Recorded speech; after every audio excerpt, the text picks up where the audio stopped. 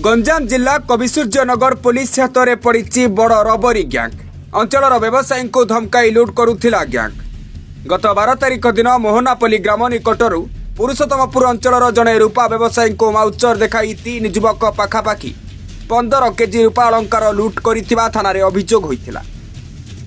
घटना रे पुलिस तदंत चलाइबा सह विभिन्न स्थान में चढ़ाऊ करिथिबा बेले रबरी रे संपृक्त बेलकुंटा, पथरपल्ली, पुरुषोत्तमपुर और कविसूर्यनगर अंचल 3 जन को गिरफ्त करिछि पुलिस। अभियुक्तों 2 केजी 900 ग्राम रूपा अलंकार, 2टी मोबाइल फोन, गोटे मोटरसाइकल जबत करा जाइछि।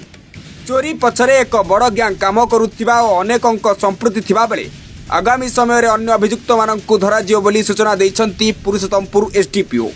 12 तारिख दिन जड़े बेला सेनापति बोली जड़े आसिले से पुरुषोत्तमपुर लोक सी जो गाँ गाँव बुली बुली रूपा पहुँचे रूपा सामग्री बिक्री करती सी आसिक रिपोर्ट देले आम कविसूर्यनगर थाना कि से 12 तारिख दिन से जो मोहनापल्ली रोड रे जाऊे गोटे सुनसान जगार गोटे बैक रे 3 जन पिला आसिकी ताकू धक्का तटिया मारिकी पिस्तल देखी बाड़े ताठू से जो रूपा सामग्री गुड़ा सब चोरी कर नहीं पड़े।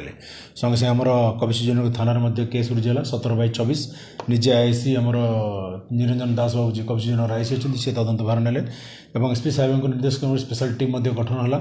आ बहुत मान परिश्रम कर कविसूर्यनगर थाना डिटेक्ट कर बाबद 3 जन बर्तमान गिरफ्त कराई। जड़े हेले आमर जितू नाहक घर है पथरापल्ली बेलगुंठा एरिया, आउ जड़े हेले बाबू महाराणा से पुरुषोत्तमपुर गोटे जगन्नाथ स्ट्रीट, आउ हेले टुबा बोली जड़े रवींद्र दड़ी घर कविसूर्यनगर। अन्य मैंने संपृक्ति अच्छा तदंत चली से नाम मुझे परिप्रकाश करें। आम जो आम जितू बोली थे सी निजे इनवल्व थे। आने जो मोहनापल्ली जो रोबरी कले से कलापर जाकि आ गोटे जगह डिस्ट्रीब्यूट कर या भाग जो पड़ा प्राय अबाउट 2 केजी 900 पाखापाखि से रूपा गुड़ाक से निजे रिकवरी करदे जोटा कि आम तदंतकारी अधिकारी तथा आईएससी कविसूर्यनगर जबत कर 3 जन को बर्तमान गिरफ्त कराई और गिरफ्त करके आज कोर्ट चालान कर सर कौन से व्यवसायी को धरा कि जो व्यवसायी बिक्री ना ना क्या पाखे बिक्री नहीं यहाँ निज पाखर ही आम निजे रिकवरी कर जी निजे इनवल्व थे से जितू नायक जी तांको पाखरु आमे रिकवरी करछु से लीडिंग टू डिस्कवरी से प्रोसीजर से सर केते कोन रूपा किबळी थिला कोन कोन वर्तमान एबे तो हम पाखरे जहा जति जबत हेछि माने ओजन कलारु हमर प्राय 2 केजी 900 ग्राम पाखा पाखी वर्तमान हेछि। समान स्वीकार करले कि ताके नै चली हां हां निश्चय स्वीकार करछंती। आ 2 जन जे मेन अछंती ताकर नाटा मो तदंत पई परिप्रकाश करि पाउनी।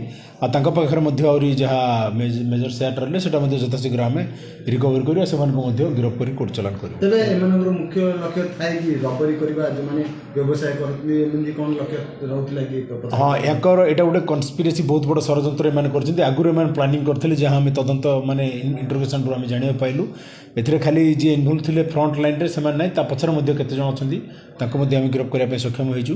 एमाने ताको आगुरु टार्गेट करथिले आ से टार्गेट गुण जे सेदिन सेमाने ताको पिछा करिसंती पिछा करी करी तापरे ता पाखरु एटा स्नैचिंग करिकि नै जाइथि। एमानक नारे पूर्व को थाना रे अभियोग रहिछि वर्तमान सेटा तदंत चली छोड़ा मध्ये हम दर्शाइ देबु हम कोर्ट को मध्ये जणे कोन कोन तांका नार केस उडा सो तो सर जो माने बुली गिरे सोना रूपा व्यवसाय करंती समान को कोन निवेदन रखिले तांको निवेदन करूछि कि आपण माने एते मात्रा धरी सोना रूपा धरी कि जांतु नै सुनसान एरिया रे जो द्वारा कि काइना केतबेले कोन इंसिडेंट हो कहि हो नै सो लाइफ मध्ये थ्रेटनिंग अछि। सो समान को दया कर अनुरोध करूछि समान जो दुकान रे रखि बिक्री करंती एमति गां गळी जाय कि एते अमाउंट रो बिक्री कले तांकर लाइफ प्रति मध्ये विपद भी केतबेले हे पारे आ केतबेले को जगह इंसिडेंट हेले तांकर लाइफ प्रति मध्ये थ्रेटनिंग हे पारे। समान को रिक्वेस्ट करूछि समान एमति धरि कि बाहर बुलाबुली करी बिक्री करंतु नै।